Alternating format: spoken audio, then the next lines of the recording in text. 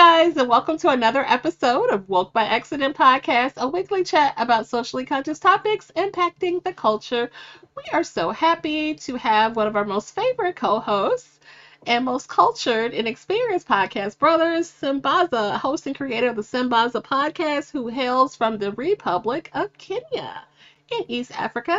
He is a two-time nominee for Best African Diasporan Podcast by the APDA, and he has been a presenter at the Afros Audio Podcast Festival discussing Pan-Africanism, and he is slated, and he will be, an ambassador for the 2024 Afros and Audio Podcast Festival. Welcome to the show, Sambaza.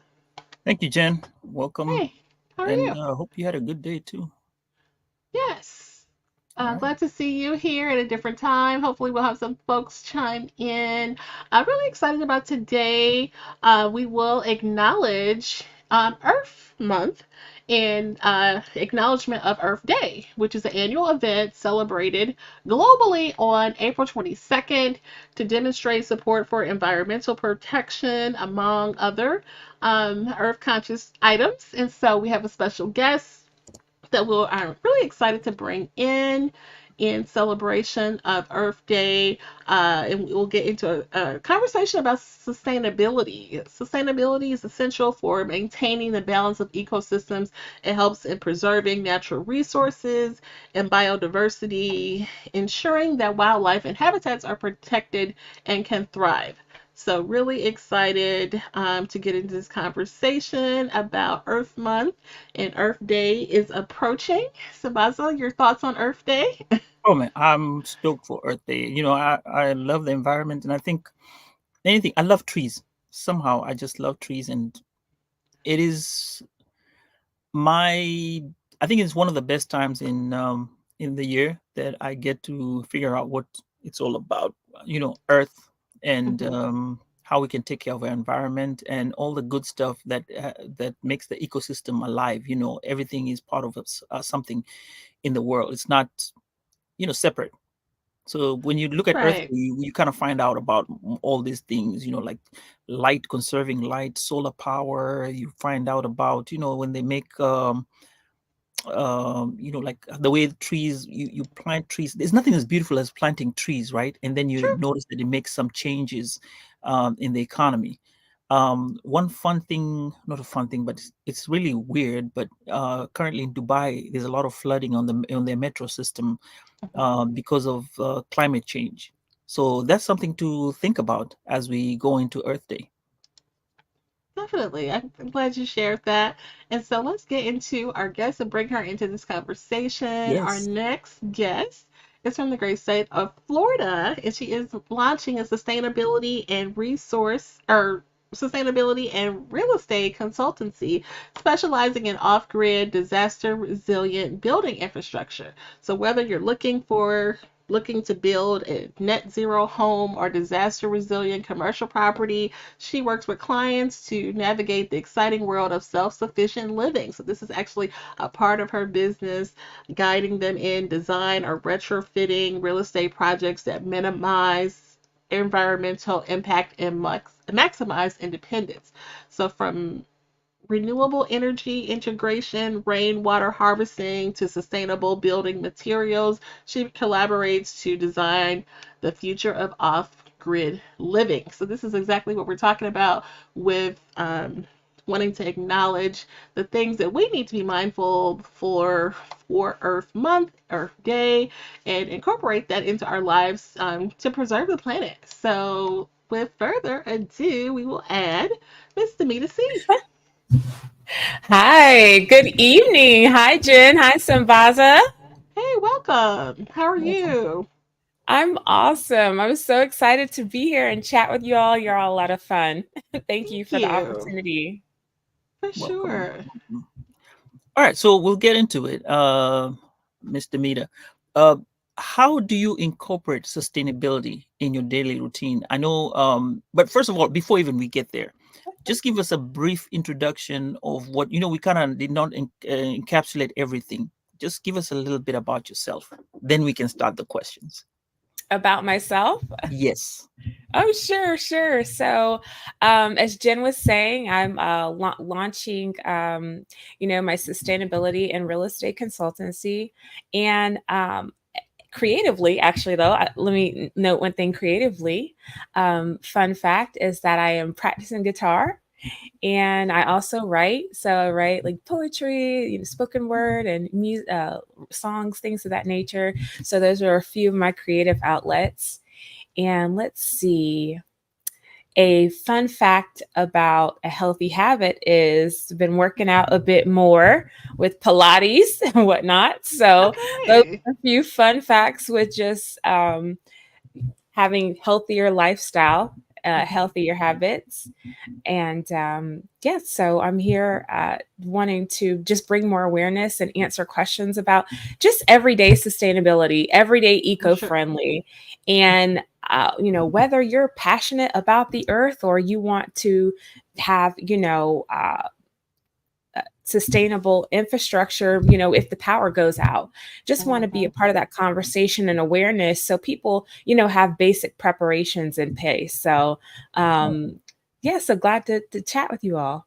All right. So Yeah. my first question will be in terms of how do you incorporate sustainability in your daily routine? And when I mean the daily routine, I mean you give us an idea with the real estate and lifestyle. How does that merge together? So again, because most of the time, my clients are to be like B2B for companies. So talking on a macro, well, more micro level. For the context of your audience, I'm going to break it to more macro so that it's relatable for the everyday individual.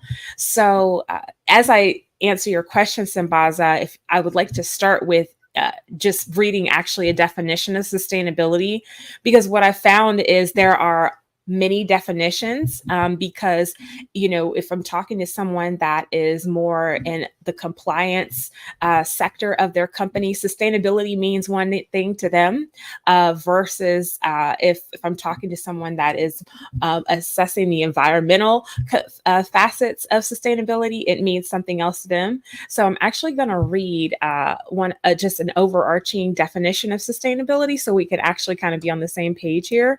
And this is especially for the environmental component of sustainability.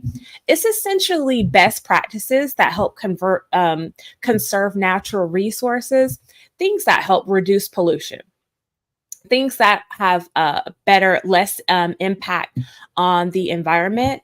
So this includes, using renewable energy sources, recycling, and just sustainable practices. So I just share that to set the foundation, because when I've had these conversations, people have different definitions of sustainability.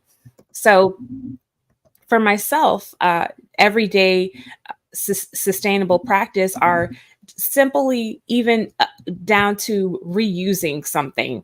So, if I use a plastic bottle, I may refill it 2 or 3 times. I know you do have to be mindful of the amount of times you reuse a plastic bottle, but then you turn something that's a single use, instead of just using it and throwing away, reuse it, repurpose it.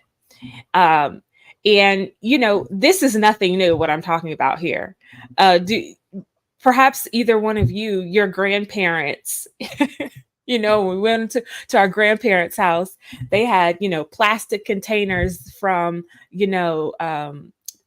that were from the sour cream, right? Their sour cream container, reusing that, reusing a cottage cheese container. So these little habits aren't anything new. It's just sometimes different titles. But repurposing things, reusing things. If you buy, a jar of pickles, it comes in a Mhm. glass jar, right?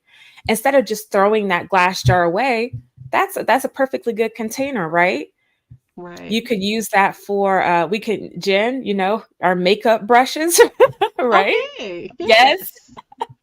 Yes. Sambaza, if you paint or you have kids, right? So if they Yeah. have crayons or markers, you can use that as a jar to put those items in.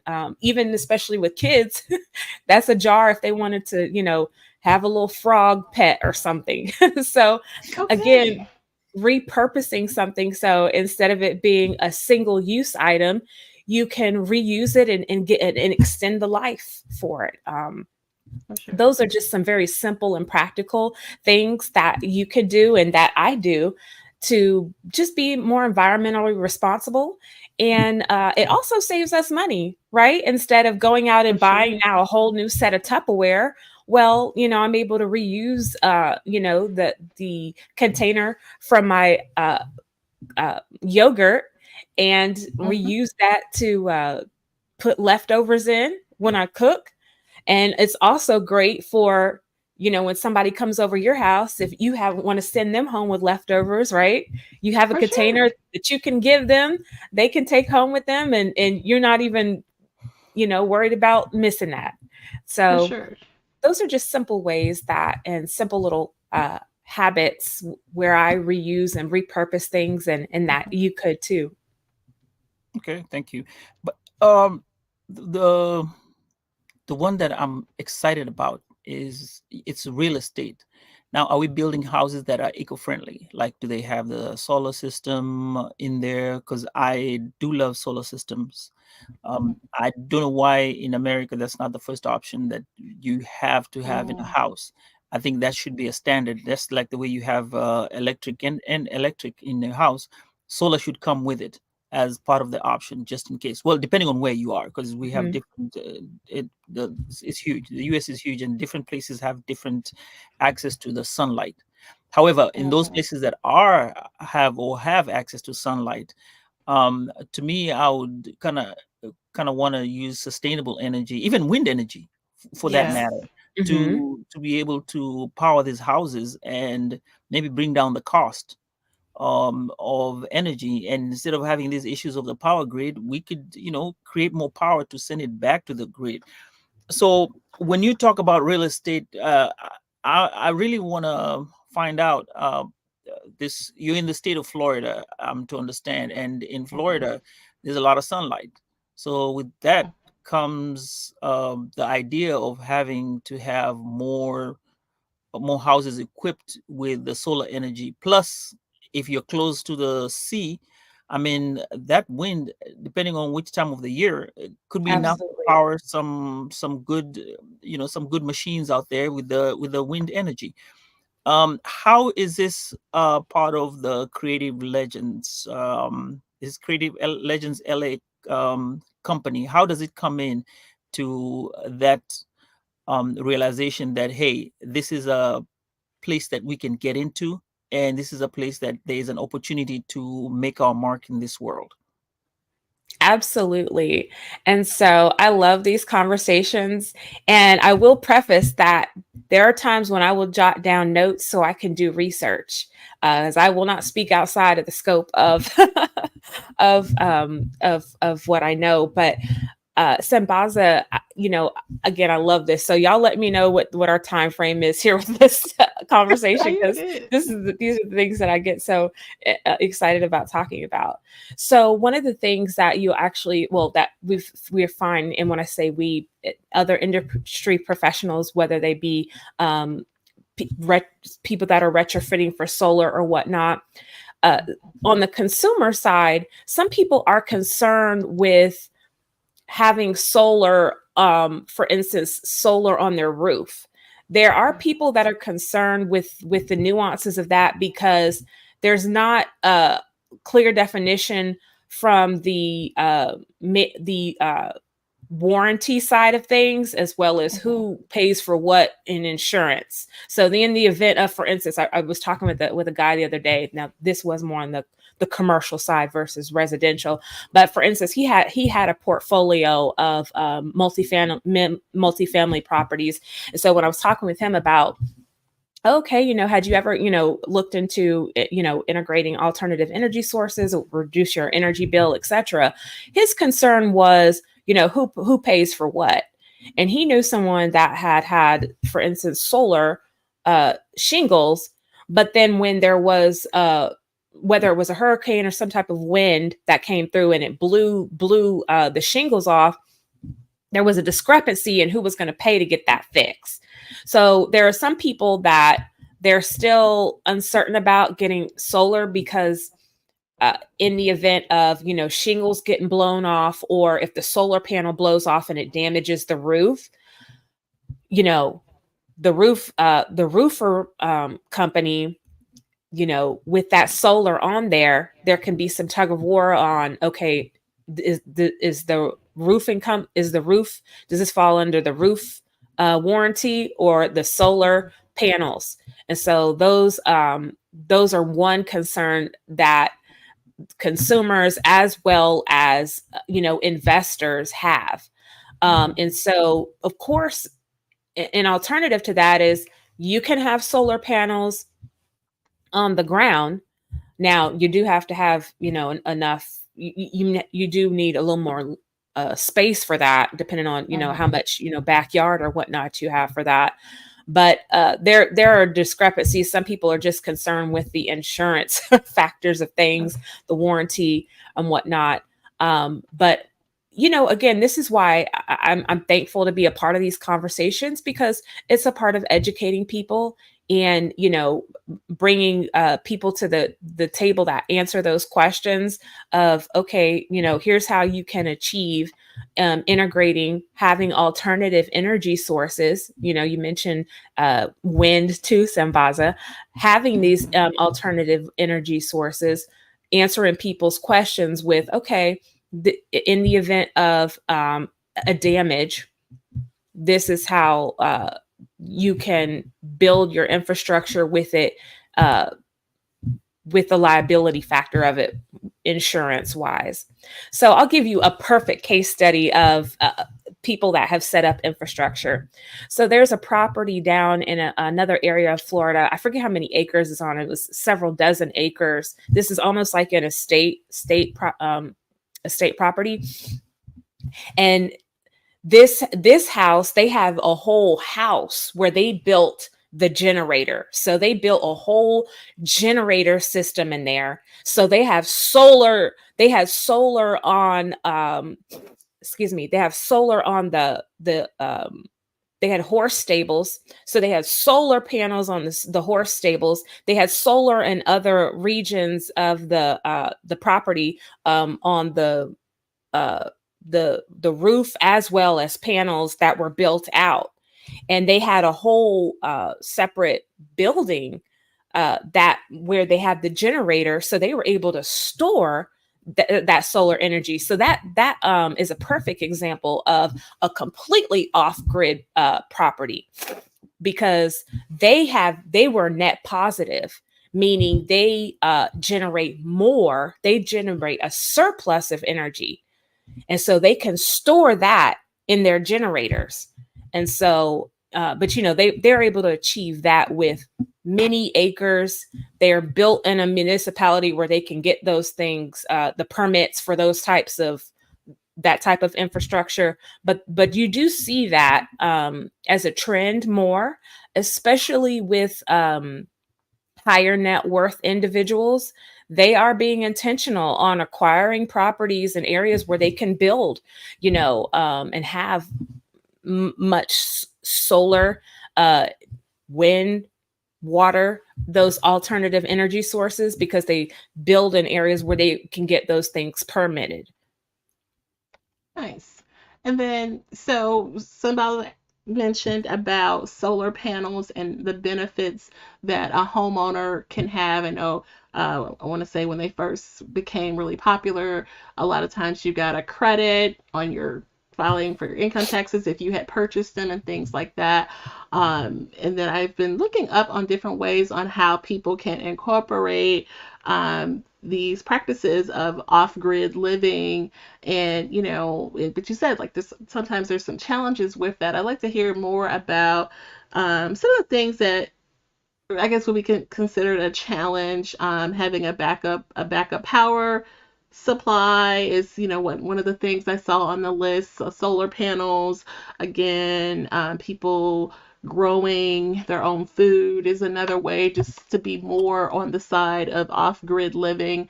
But sometimes it can be costly. What are some other challenges you have come across as far as off-grid living? So to clarify your question, can you clarify? You're asking what Yeah. the challenges are as far as people being able to get solar, or you're Or saying just expense part of the challenge? So not just solar, that's being one example of off-grid living. Just trying to be more mindful of being more sustainable.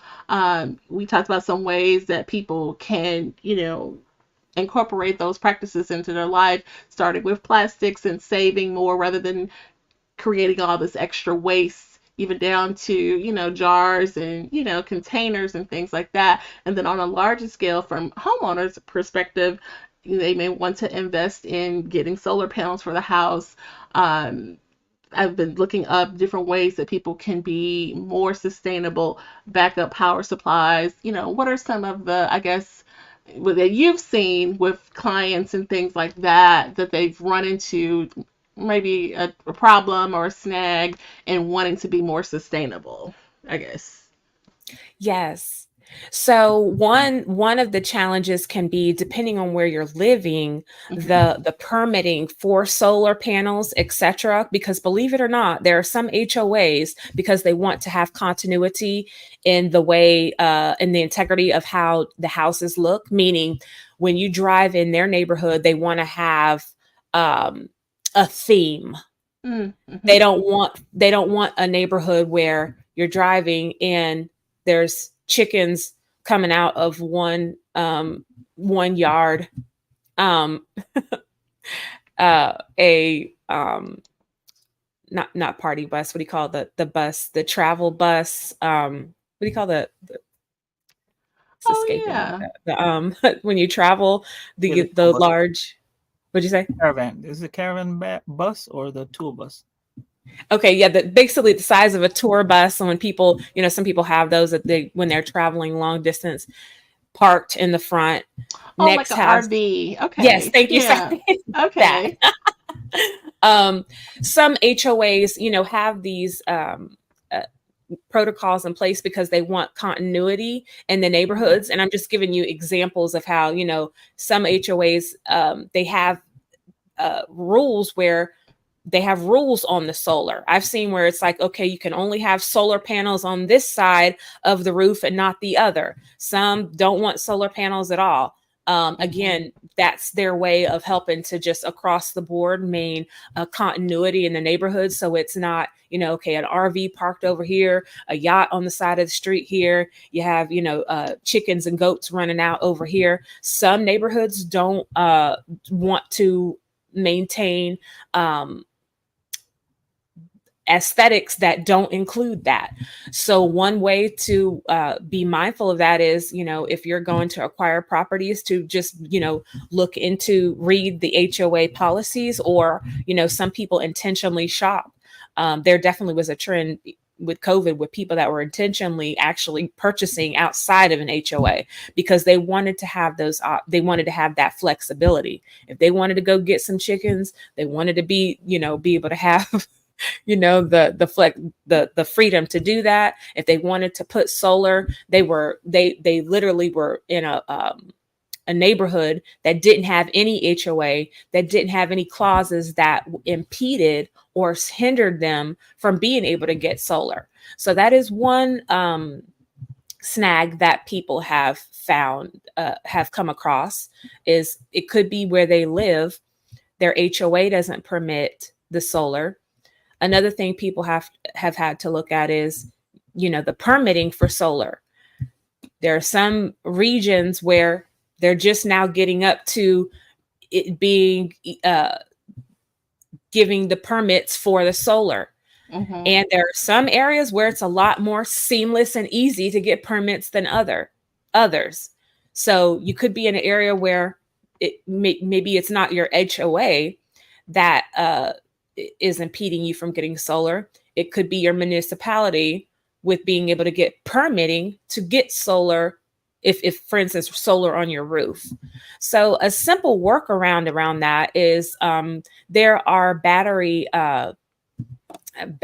pack, maybe the wrong word, pardon me, but battery storage batteries that you can install. It, for instance, I've seen like in the back of the house, typically some have put it in the same room where like the water heater is, Okay. and that solar battery pack can connect to a generator that is outside, a solar power generator. In that generator, you can store additional power. So now you don't just have a solar power generator, you have a battery pack that can store additional power, and that can uh, uh, increase the amount of power that you have. And you can be self-sufficient on that for Mhm. longer, having that battery pack. I've seen sometimes two or three panels of those batteries, and it can extend the Yeah, amount of.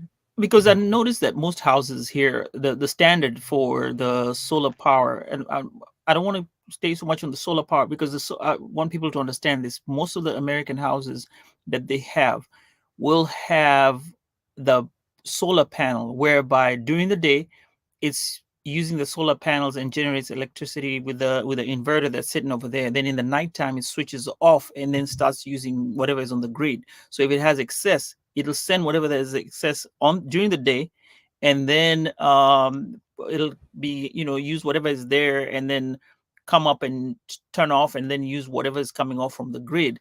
Now I'm in Africa. We've used it for 20 years, solar. I was telling Jen this, and we use the batteries. So the whole day it's charging. Then in the evening you switch on, and then now you start using the turning on the battery to kind of power your lights or TV and refrigerator. Well, not the refrigerator, but minimal stuff. And that's the basis of our solar energy that we use. I stay off the grid like let me say 100% is off the grid, and that's how we Awesome. survive. Yeah. Here, when I saw the solar panels, I was like, where are the batteries that hold the power, so that at night you switch on and then you start using the battery. But I think Mhm. that's one of the technologies that has to be worked on to be able to be more sustainable in the housing. I don't know if it I don't know if you have gotten to that part yet, of where you have these battery packs that will stay longer, and then in the night you kind of switch them on, and you can actually power a house fully, not half. Like you select some things. No, this is where you run the whole house: the AC, the electric cooker. That's if you're not using gas, and you watch TVs, and you have all these devices. A minimum of like 16 to 20 devices what we have in this current generation. So, are we at that point where we are going to start using batteries, or are we going to be still going for during the day using the solar and then switch off to the grid, switch on to the grid in the evening? That's a great question, Sambaza. And believe it or not, there is a developer even in our region that can achieve that. That does achieve that. Their Hmm. homes are net zero. Okay. Now they don't have the official net zero title because there's some nuances with having that exact title of net zero, but defined as the definition of their houses is net zero.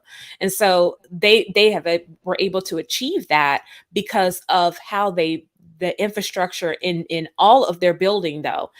So this particular developer, from the insulation, the way the window panes, the design of the house, you know, just down to, and I'm just breaking down to how much wind is coming through from the window panes, from when you close the door. I'm just giving those micro examples of things that where energy can be uh, lost a lot from is the windows, the doors, etc. But the way that the house is insulated, the design, the roof, that particular the developer, for instance, is Providence, and their homes, they do have the battery pack, and it can power the entire house. So this is one thing of bringing the awareness, because when you're aware and this is something that's important to you, you will shop savvy with this in mind. And so it is a lot easier to achieve being able to power an entire house with the battery pack if that's uh incorporated in how the house was built from the ground up. I'm not saying you can't achieve that in retrofitting the house. I'm just saying there would it would be beneficial to, um if you were going to retrofit an existing house to achieve that successfully, um re re the windows, some other things being rehab renovated to be able to get that just effectively without having there be the energy loss and whatnot. So hopefully this answers your question in totality. But there are, that's one developer that I know of that does have that. And as they have, set the precedents, and other developers see how consumers are intentionally seeking to buy houses that are sustainable, that have sustainable infrastructure, that can, be powered even in the event of a power outage, more developers will, incorporate that in what they build. But I will say this: I was talking with an associate like 2 weeks ago, and people that are purchasing uh, let me say it this way: people of a higher net worth are seeking out these types of houses. They're seeking out these types of properties, that are energy efficient and that can, be resilient even in the event of a power outage. I'm trying to say this different ways, uh, so that people that, this is not their whole ecosystem, to break down the words, so I want to use more, not such large words. Your house can be powered in the event of the grid going down. This is what we're talking about here, and probably should have said this a little sooner, just so that somebody's like, huh, what sustainability? Okay. I think This, sustainability, to me, when you say sustainability, I think when that word is thrown to me, I'm looking at, wow, okay, this is how I can live with nature, right? How I can keep nature alive for my coming generation. Now, that will not that will not be normal to anyone who has not gone through, all those, gone through the education, or being aware of what is out there in terms of following Earth Day and things like that.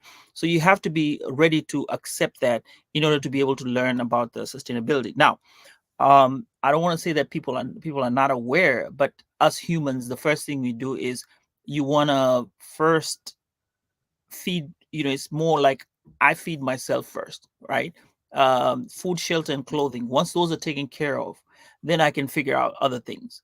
So at that point, sustainability is not we're not thinking about sustainability. And most of the places, I can say comfortably, in the US, you'd find that and that's why you are saying you're referring to these people as high earning people, or high earning people would come in and think about it, because they've already been satisfied by the three basic things. Now, other people who are struggling to get the three basic things, sustainability is not going to be part of that. yeah, It's going to be, first you got to take care of that. yeah, But let's talk about the people who say, okay, fine, I'm struggling to get those three basic needs of life. How can I make it to whereby I can make my house sustainable, even though, the little things I can do? Like, for yes, example, they say, you, instead of, like the way you brush our teeth, you turn on the tap and let it run, and you're busy brushing your teeth. That you can save some energy by just turning off when you're brushing your teeth, and then turn it back off, and then, that's some water save. Showering, yeah, this is PG, right? Okay. I'm gonna say this. So with me, um, this is a culture thing. Okay, I turn on the shower, but when I'm soaping myself, I turn it off.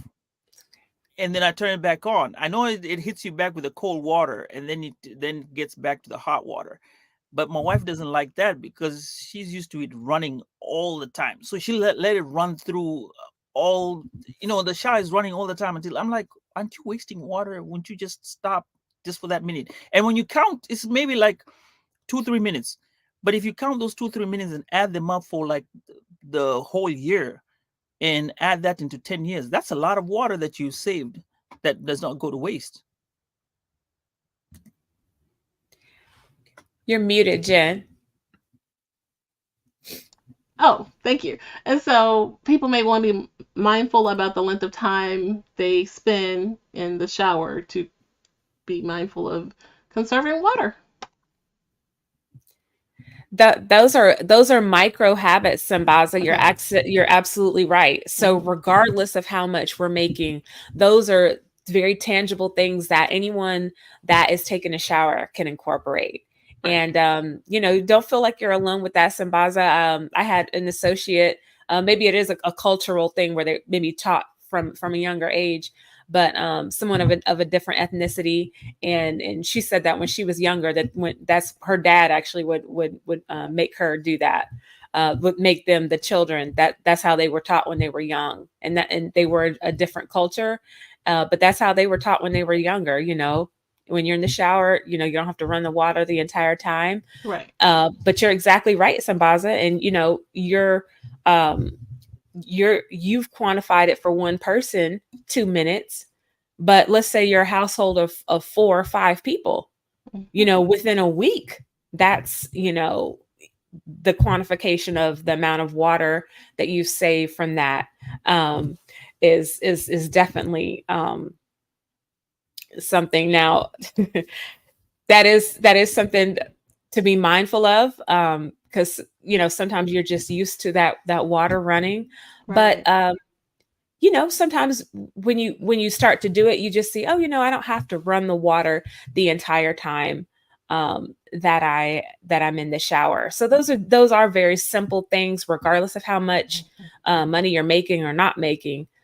Those are the little habits, and I did actually jot down a few little micro things that are achievable for many people. Whenever you like to Yes. share with them. We would love to get into that part of the conversation now, of like ways we can incorporate this. Because we were saying earlier, these in the culture, this is something that we may not have always learned in school or even at home, and we, as being, adulting, and we're homeowners. Some of us are homeowners, some of us aspire to be homeowners. These are things that we need to think about. So definitely want to, Absolutely. yeah, for sure. Please share. So a few things that I jotted down, so that in every day we can have everyday just sustainable, self thriving infrastructure, self thriving ecosystem, and tools, so that we can move forward regardless of whether the power is on, whether we have to jump in the car and we're, okay, our trip took much longer than we expected. So one of the first things is having a cell phone battery pack charger. Okay. Having a cell phone battery charger. So this is something you can keep in your purse, you can keep in your car. And so that as you're traveling, as you're out and about, you can power something that has that USB port. And, they do make them with different port accessibilities. But this is something very basic, because I'm out and about, and people, sometimes we're not always somewhere where we can plug our phone in. And, my phone doesn't typically die out. I keep that battery pack in my phone, in my purse. Yeah. And so when I'm traveling, especially if I'm driving for several hours, or even regardless of me driving several hours, there's just sometimes where I'm not readily by somewhere I can plug my phone in. And Sure. I have an older car, so my the the lighter fixture where you can put is dicey. Sometimes it works, sometimes it doesn't. So I don't have to Yeah, worry about that. I have my cell phone battery pack charger and I keep it moving. So I encourage everyone to have that, especially young ladies. That's great to have so that you're, never not stranded with not having any power. for And sure. men, I mean, everybody needs it because as a man, if you're the one providing that solution, and your woman is with you, look, that's just one other way of, oh, my man is ready. He's making sure that we are prepared. So again, this is good for everybody. I just want to break it down so each person can see the value. And I want to add this: Definitely. it's also Hmm. a security measure because plugging into this with a charge with your ports is one way of you getting hacked into your computer Mm, and your phones and stuff like that. So Hmm. yeah, shout outs to that for bringing that out. Thank you. that's good. It'll get me talking about tech, Sambaza. We'll be on here much longer, but these are things of, the small tips, the small micro habits. It Once you begin to integrate these into your habits and lifestyle, you'll talk about these casually when you're out with people, and then you will begin to have more in-depth conversations, and your knowledge will expand just like Sambaza, because there's many facets of how these things, these habits, and having, okay, making sure so I'm not stranded with my power being, at fundamental, can I power my phone? Hmm. Can I just power the most basics? um the second thing is there's actually a portable battery pack to um restart your car. This is another thing that I suggest that maybe people hadn't thought of. And believe it or not, I should have had a picture. I could have put it up on but it's the size of, basically the size of your hand. That's how big the battery pack is. And you literally plug that thing into your battery in your car, and it can jumpstart Oh, your uh wow.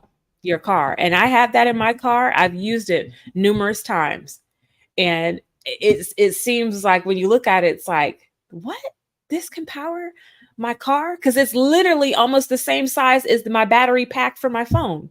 Okay, I think they have it on Amazon. I think so. Okay. Yeah, very Hi. cool. Yes, yes, so Yes. thanks for patching in.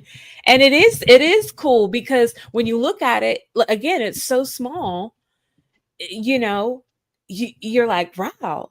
And this is another one of those things of, oh, okay, you may not think of that, Hmm. carrying Hmm. something your in your car with you, so that if your battery ever goes out, if you ever need to jump your car, you're not having to wait for somebody.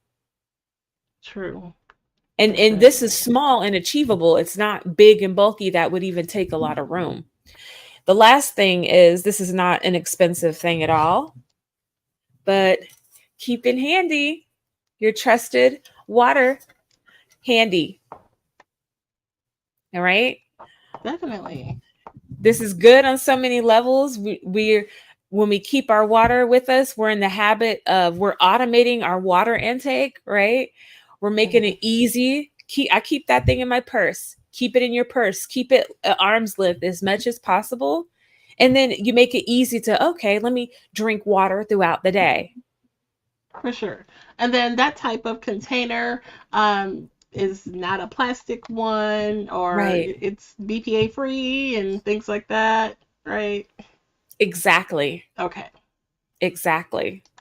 And one little tip is, one of the best places to buy these, if you have a Sam's Club membership, Hmm. because mind you, these can be pricey. But believe it or not, at Sam's, you can get two of these for what I've seen the price of one. I bought two of these, it was about $20. Okay. That Which, is. yes, I when you think go I in the know the brand store, too. huh, what'd you say? I can guess the brand too. Well, I did hear, I didn't realize that some of those cups had warranties. I was like, wow, that's a whole nother level. Wow. Didn't Yes. know that. But if you're just starting out, once again, and if you're buying this from multiple people, and just wanting to, start out, if you at Sam's, you can get several of them. Hmm. And again, as Jim was saying, this is another eco-friendly solution, where instead of just having 20 plastic bottles, you can reuse that over and over. It True. doesn't mean we're not here to be on the extreme end. Okay, like I have plastic water bottles sometimes. Hmm. Those are as backups, things like that. But I carry this with me, and so I'm able to refill this. And so the amount of times what I instead of carrying 5 plastic bottles with me in a daytime to drink, I have that. I have my little water cantina, and I refill this over and over. So whether your goal is to drink water to stay healthy, whether your goal is to be, better to the planet, this only benefits us all 360. We're drinking our water, we're saving money, and we're doing something that's more environmentally responsible. And I think you don't have to feel guilty about having a plastic bottle. Let me tell you, one of the things I use those plastic bottles for. If you are carrying ice coolers and you need to keep the stuff cold, you freeze those bottles and then you use Yes. that water and you can reuse it several times. You don't have to go buy ice bags.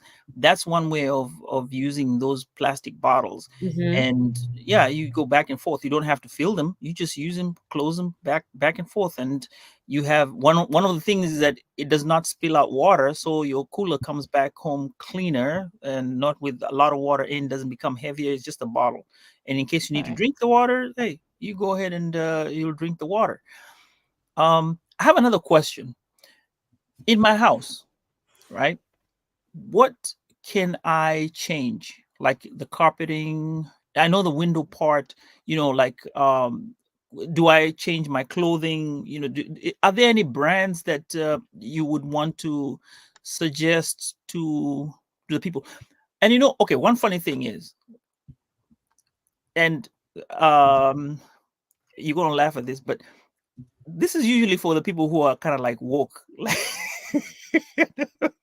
and it's not about woke by accident, but the we call them. I know, Jen. I had to use that. Um, the people who like they are more urbanish, right? They have this sometimes like an eclectic feel to things. What would you do? Like, do we also change the type of clothing we wear? Are there special brands that we need to look at? We don't buy this Shin, because with Shin you buy quick. Not, well, I'm not counting out Shin. Ladies, you can go buy your stuff, but there is this where mass-produced stuff gets picked up and then they sell them off with one design, and then after that they got to get rid of them because they're going quick, right? There's that idea. Now, are there any brands that we can go look at that will be sustaining the earth, that we can look into when you go shopping? Or they say I want to go buy furniture, is there a brand that I'll say, hey, this brand is what I'm looking for? Are we getting to that level yet in the real estate? Like not in the real estate, but since in our lifestyle and now in our housing, what do you recommend? There are definitely people that are being more environmentally uh, savvy and aware across the board. So as I answer your question, Sabaza, I want to encourage people, because I want to speak to that person that this is kind of their first introduction to this. That, remember, you can just start with the simple, start with, keep a water bottle, have a water bottle with you. And just keep in mind that you will save money. You save money by being able to refill your water bottle versus, I got to spend, $2 every time I go to the gas station to buy a bottle of water. So I want to talk to that person that is just starting out on this journey, and show them that they can evolve into this.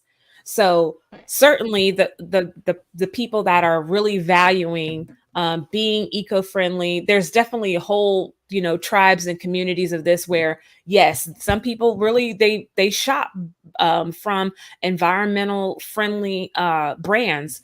One, for instance, with shoes is Tom's. When you buy Tom's, they donate. Is it? I think it's 2 pair. They donate several pair. They also are more mindful of the materials, from my understanding, that they put into the clothing. Now, the clothing facet of that, I'd have to get more names of brands. I don't know the names off the top of my head, but there are definitely brands that are being more mindful of environmentally conscious uh, materials, as well as where these materials are sourced. Okay. And this conversation can get wide and deep. I want to keep it very simple and practical so people feel like, oh, okay, let me start here. Let me get my water bottle. Oh, okay, let me get a battery pack so that my phone's not dying. Let me start here. And then for those that are like, okay, yeah, I'm already there. I'm looking at building my investment portfolio. Let me be I want to have sustainable infrastructure. Okay, here are some things that I can do. If I don't want panels on the roof, I can have, put some panels on the ground, etc. But when it comes to fashion, there definitely are brands that are more eco-friendly. Bamboo is one material that is very soft, but there are also brands that are down to the where are we getting uh, the materials from, because they want to make sure they're not being sourced from slave labor, things like that. But again, I don't want to overwhelm people because there's so many facets this conversation can go to. At fundamentally, if the lights go out, if the water is not in the healthiest state to drink, do you have infrastructure so that your family can thrive? And if so, for how long? Right now, if the power went down in your home, or if you're a business owner, if the power goes out in your corporation, do you have any infrastructure in place? Do you have any backup infrastructure? Do you have any backup power set up? Whether it be a generator. Right. If you are a homeowner right now and you're like, okay, I hear all of what they're saying. Getting solar panels is not in my budget, but I want to do something. At basic, you could get a solar power generator. Okay. That would allow you to power, depending on what size generator you get, that would allow you to power some basics in the event of the loss of power. So just if you start from just thinking fundamentally, how can I have the best measures in place for the safety of my family? If you're a business owner, for the safety and longevity of my company, what are some of the basic things that I have in place? Start from the basics and you can build from there. Because it's just like anything else, just like when we go to work out. Once you start to do it, it becomes a habit and then it's your lifestyle. Very simply, I literally keep this in my purse. Oh yes, I that's keep this awesome. with me every day. Yep. And as you were saying, Jen, because this is stainless steel, I can put my lemon in here. And I'm not drawing in toxins because it's a plastic container. Right. There you So go. you just start with the basics. Start with what is tangible in your hands. Because guess what? If I'm driving and I cannot get, I stop somewhere and they're out of water, I at least have water for, I mean, this is not the largest container, right? Right, for sure. But I could get through half of the day. I mean, I could stretch this to the whole day if I was in the event of a disaster. Right. And it I can be drink. refilled, And safe, so that's yeah. safe drinking water that you know where it's coming from. Now, Jen, I think I'll go to the comments here. We have healing session here, and would like to welcome to the show. And Kimberly Rice Cofield, welcome.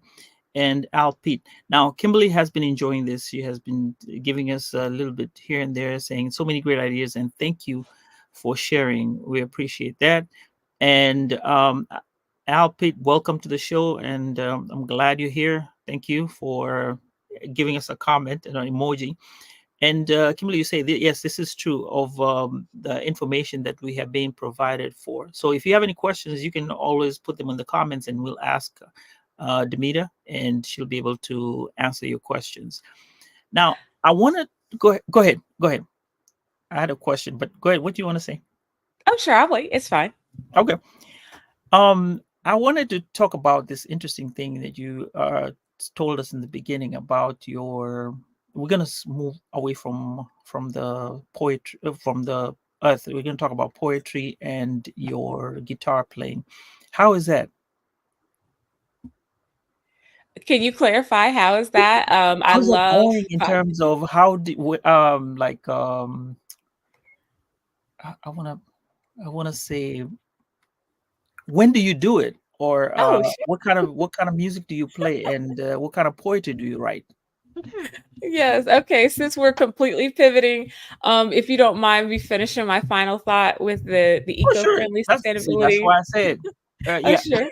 Okay. Ladies first. You see. Oh, sure. I just Go ahead. and you know, I this definitely would have been a great thing to share earlier on, even just and one of the reasons that I've got a passion for this sustainability, for eco-friendly, for having for being a part of people having solutions for just resilient infrastructure. One case study or one example is, you know, a few years ago, one of my teammates who lived in Dallas during when they had that big power outage and it was freezing there, and people had to go live in hotels for several days. The power was out. It was freezing cold. Okay, so people are freezing in their houses. And so they had to go and be living in hotels.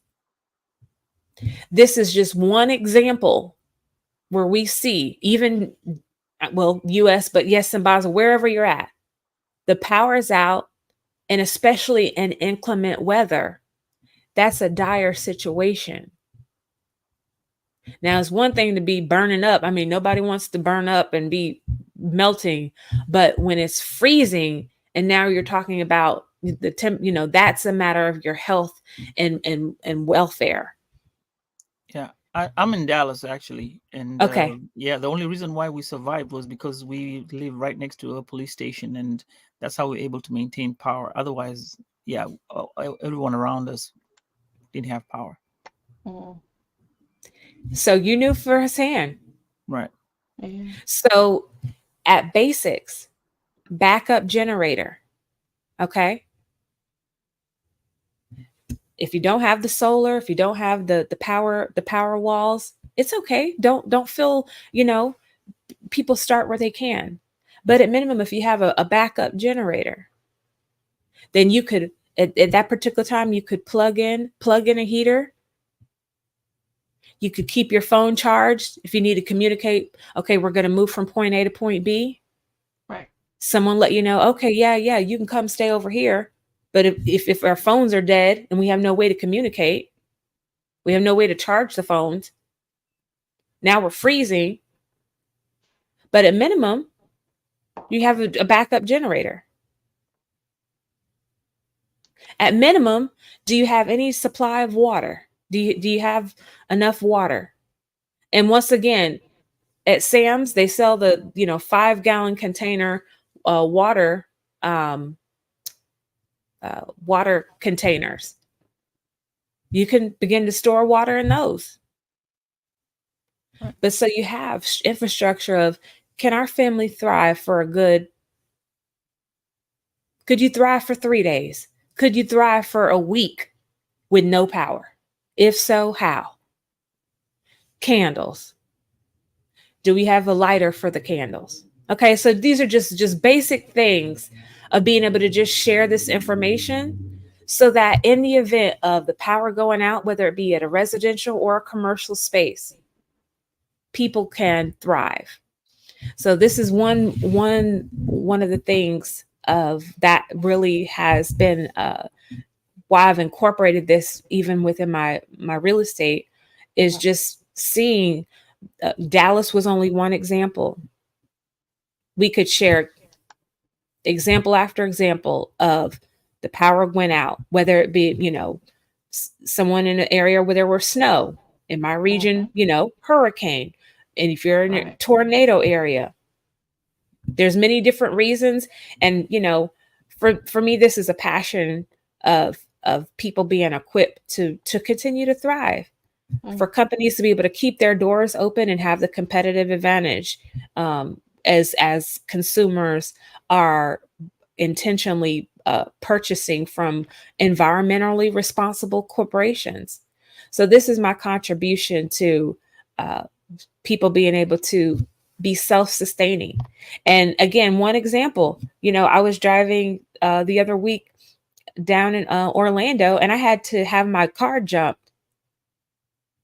One of those times, because of my my little power battery jump that I carry with me, I didn't have to ask help for anybody. So these are just the small little things that help. And, when you see people that, the lights are down, the power's out, sometimes for a whole week. There's people that have medical equipment. There's some people that have to have medical equipment that they require power. And so it's like, That's true. it's not just always, oh, the power's out, when it's only out for an hour, that's one thing. But if the power's out for 3 days, 5 days, that power outage means a lot more to some people than others. There's people that have to have that power for medical devices, etc. And this is why I'm open to expanding even with just the everyday consumer, because I just want to help. It's more of a passion, or it's more of a labor of love sharing with the everyday consumer, because really my consultancy is for corporations. But I Right. found that as I'm talking to individuals, every corporation is made up of individuals. Right. And so there are some people, as we were talking about with Sambaza, that they want to have the basics in place. So you just start with the basic. Have a solar power generator. Keep battery packs on you. Keep water on you. And so I hope this was helpful in educating, the individual. And now we can segue into the art chat. For sure. And so you also are a creative, as we mentioned.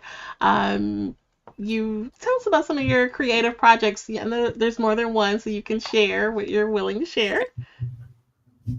Yes. So I've written spoken word for many years. And thank you so much, Kim. She's in here. I've actually started writing poetry when I was like in 5th grade.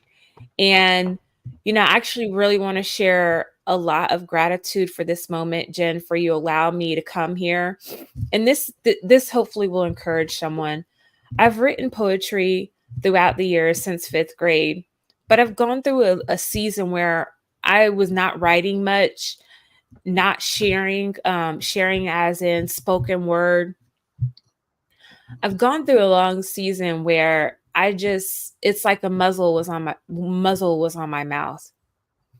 And I hadn't been sharing my poetry, and I had lost a lot of confidence because of different things, different things that I faced. But I'm very just thankful because, the Lord has really been lifting me higher and just reviving my spirit and just really giving me a new life. It's called a newness of life. And I'm like, Lord, I'm literally living that. It's like Okay. God is literally giving me a new life. And so it's just that breath of a breath of new resuscitation in my spirit, in my heart, in my soul. And so I'm getting back to, okay, let me plan events and whatnot. My goal right now is to plan an event in June. It's in honor of my mother, who was a musician. She was a flautist. And so I grew up in a home full of music. Mom always played. She played her flute all throughout the community. She's has, I believe it's 3 CDs that she recorded. And so just that musical legacy and energy, I just thank God for continuing to bring me back to that center. And so I'm expanded from my spoken word to also the guitar, as you were asking, Sambaza. So I'm still on the learning curve, but I just sit and vibe with the guitar. And one of my inspirations for picking up the guitar was after I had to transition with my brother, transition into heaven. I said a little joke was that, oh, I need something to hold. So I thought of the guitar. That was a little joke that I had, but uh, it's also a way for me to translate the melodies. You know, when I write poetry, write songs, I can translate some of the melodies with just the simple vibes on the guitar. And if you've never sat and just tried to play an instrument, I encourage everyone, maybe just try, whether you sit at a keyboard, sit with a guitar, and you will be amazed at how much you can create with even just 1 or 2 notes. Hmm. You know, I literally will sit and can write an entire song to 2 notes, just vibe for half an hour plus, just sitting on that guitar. And starting out, I literally would just vibe with 2 notes. Literally just, I call them my some of the songs are my 2 note wonders. But Wow. so don't feel that if there's anyone that has thought of playing an instrument, because you hear sometimes people say they're like, oh yeah, I wish I could play this, or yeah, I've thought of playing this. Literally Hmm. just sit and try. And you Right. can go to Guitar Center and practice there, and then Okay. see before you even buy something, go in Guitar Center. They have a Mhm. whole room that's like insulated. They have a room that you can open and close the door because they keep the temperature controlled for those guitars. Sometimes, depending on when you go, there's nobody in there. Interesting. Yeah, you could go practice and sit with a guitar and just test it out. Sit with it and just. So I have some few questions, and Kimberly is making this interesting on the comments. I had to go back to the comments. Welcome, Ed. Let's see, she says one love family. Ed is a keen supporter of our collaboration, and Kimberly was talking about how power went off in Detroit for a few hours due to strong winds. And see, this is what you Wow. need actually at this moment. You need to have these backups, like you said. I was curious about the Precious Pine, the poet, spoken word artist, musician. And then she said, we loved Dr. Ellen Chavis, aka Lady Flute.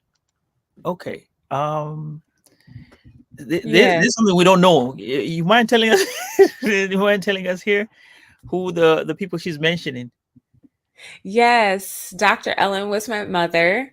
And Okay. so, yes, she was a musician, and Kim is well versed with Dr. Ellen. Um, yes, her mom's writing stage name was Lady Flute. So, again, she's a flautist, and she has several CDs that she recorded, and she traveled. She's been to Africa and whatnot, and so she's played with many musicians across the regions and whatnot. And she also always encouraged people to use their talents and gifts, especially giving our gifts back to God. If for those, if you believe in that the spiritual, having a spiritual center. But that was mom's life message, was to give your talent back to God, and she lived that. And so Kim is attesting to that. She's met my mother and whatnot. Okay.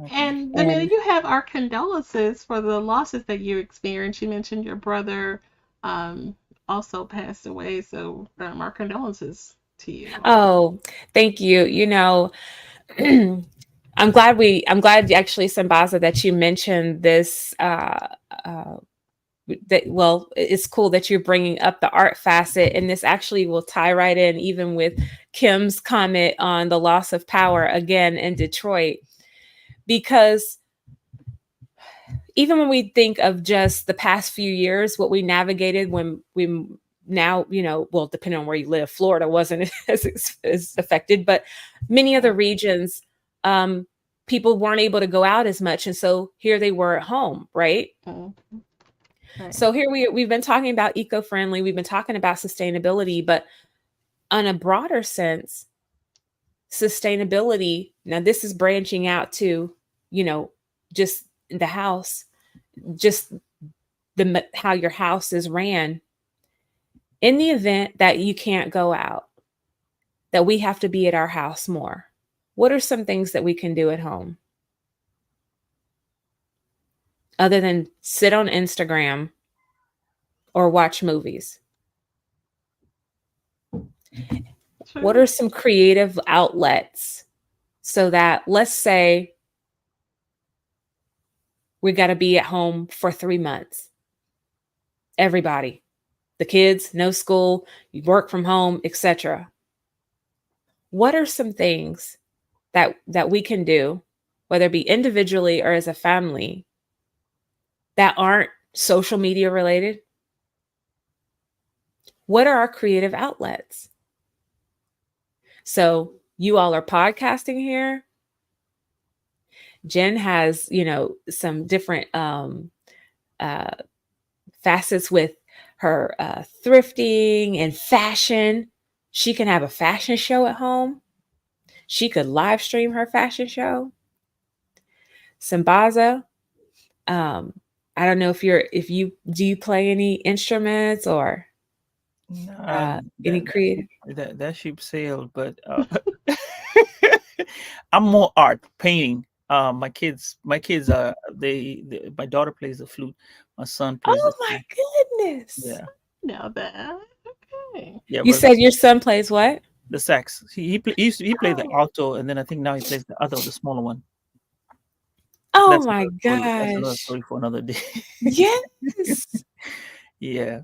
So I meant to put that in my notes, but actually as another tip, so that when we're at home, what can we create Mm, in the event?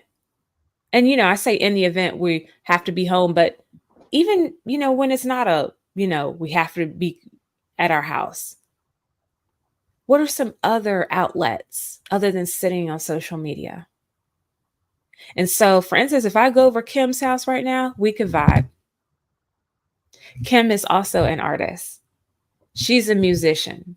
She plays instruments, she writes. Her and her husband, they are traveling gospel recording artists. So if I go over okay. her house right now, we could vibe.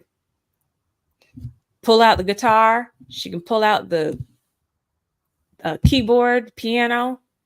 Even if Yeah. we didn't have any instruments, we could freestyle and spoken word, rap, poetry, write a song. And so, you know, she mentioned that she had a power outage. If we all had a power outage and we, of course, you know, sitting at each other's house because it'd be a little dicey live streaming. But what are some things that we could do? Right. I had a question. You sound corny. Do you ever, and this is where I'm trying to bring, that's the reason why I was trying to throw out the guitar playing and then come back to whatever we're talking about in terms of the earth. Do you ever like go out, for picnics and sit in in a quiet area and play your music? Does that make you now be in tune with nature? And with that sense of being in tune with nature, I think it starts clearing your mind and gives you an open mind to explore things that you could do in your normal life. Like you want to incorporate one of these things. You know what I'm talking about. When you're out there, there's no Yes. the city life, no rush, nothing. You're just sitting there. You have your guitar, you play, or you just recite your spoken word to yourself as you're there. Do you do that in your spare time? I have gone out with my guitar and I love the water. I love a place where there's beautiful trees. Now, I will preface that right now, the heat index is not favorable in my particular region, but there are times definitely when I've done that, and I love being out in nature and vibing because it's for me. My art is my connection is my highest connection with God, and so when I'm out in nature, like there's just no walls, there's no roof over my head, and so the wind, the fresh air, if I'm by the water or the trees, it's just the breath of God breathing. And I just vibe with the spirit of God. And the Lord just gives me so many poems or songs. And I do love to sit out in nature, especially when the weather is favorable. When it's 90 degrees, I am not a heat person, and if it's freezing, I so when those temperatures are right in the space, I do enjoy doing that. Yeah, but yeah, and with that being said, when you put it in that fact that there's water, because I know trees will give you water, and they're the ones that create the rivers and populate everything, and they oxygen, great oxygen. um you you tend to realize, yes, I need to sustain the earth well. I need to plant a tree, maybe in my backyard, tree or two, or maybe volunteer to go plant trees somewhere else, and Mm. make sure that the world is full of trees. And with the world being full of trees, that means you get rain, even though some people don't like rain. But it is important because that's what sustains us in life or in this earth. Because now that's when we start having, if we diminish that idea of having to sustain that energy, I think we'll be losing something. And again, the trees are not there. That means we're going to get a lot of heat because there's not going to be any water. And here you are, Demita, you can't go play the guitar out in nature because we lost something on the way you know And Sambaza, I lived out in Los Angeles for like 6, 7 years. So when you live in an area where there's no trees, I mean, I I wasn't complaining about that when I was out there because they have other things that are beautiful. The water, the beaches. That's like a big thing. But out there, actually, there's definitely intentionality to use different types of materials to deflect the sunlight. So they've even had conversations about even like certain types of uh, sorry, the names escapes me. Not phosphate. The what you the sun rays, you're talking about no the what you make ultraviolet the heat. roads. Oh, the tarmac. The They use names escape. tarmac, and they use I know the oil. It's oily. What they create the roads out of. There's been alternative like glazing or different ways that they're creating the roads, and some deflect more sunlight Mm. because the old materials absorb and attract a lot of sunlight. And so in these neighborhoods, it's extremely hot. The pavement, there we go, pavement. The pavement is very hot, and that of course affects the residents that are walking through. So there's all types of uh, and this is called building science if anybody wants to look this up, where there's alternative materials that some are to deflect sunlight, things of that nature, for areas that have hardly any trees. But when you live in an area when there isn't trees and you come back and you're around trees, you really appreciate it so much more. And you Mhm. just you see where it's like, man, oh, I miss this. I miss all the trees. But each place has its own beauty. California has its own beauty. It's just, they've built up so much that in most of, Los Angeles, for instance, in the metropolis areas, there are Mhm. very, very few trees, but it Mhm. does affect, sunlight and things like Okay. Yeah. So I guess we will go ahead and conclude our conversation. We enjoyed having Damita.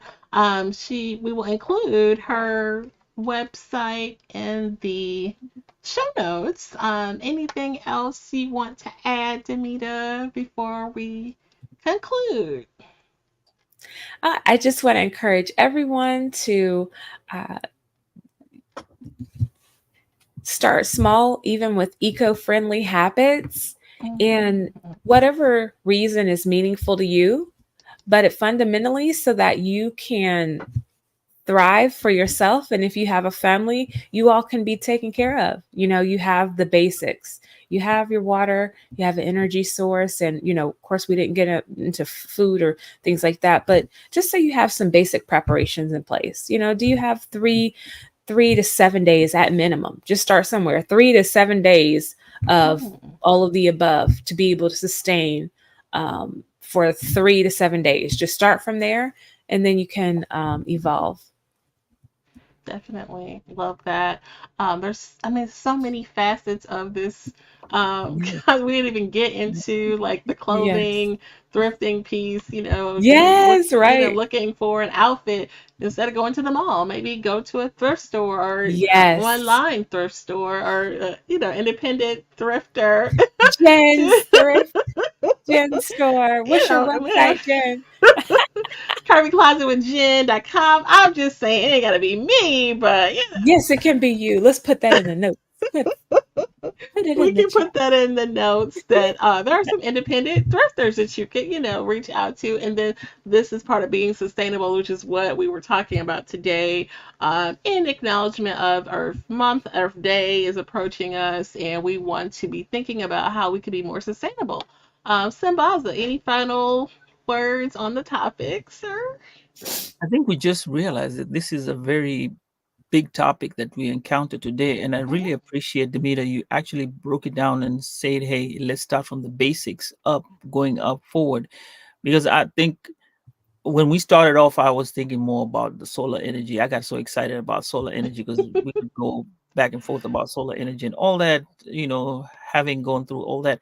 But I think when you started telling us about the other things that come into play, and we look at the whole idea, and right now Jen's saying, hey, instead of going to buy a brand new dress, hey, look at the thrifter and get one that has been used and that can fit you and looks nice, and you're saving part of the ecosystem instead of having to go back and try to the factory that gives out the fumes and all that, burning the ozone layer and stuff like that. See, you're cutting down on that.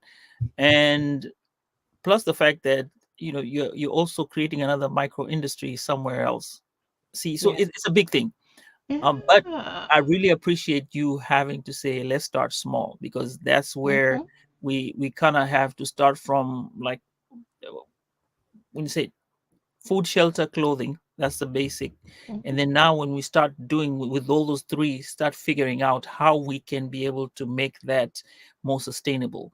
I really appreciate that, and thank you for enlightening us with this information. Yes, for sure. It starts even with a bottle of water that you can refill Yes. rather than buying these wasteful packs of plastic that, is not good and could choke a little bird or something. I don't know.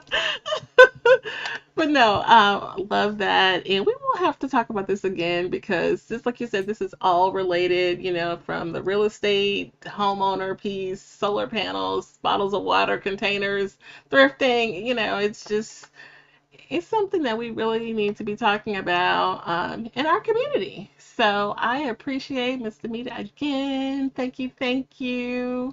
And continued success. And Sambaza will be back for more great episodes. Come check us out next Wednesday and Friday um, for great additional content, and we'll be posting about it. So we thank you guys who were here today. And with that, until next time, take care.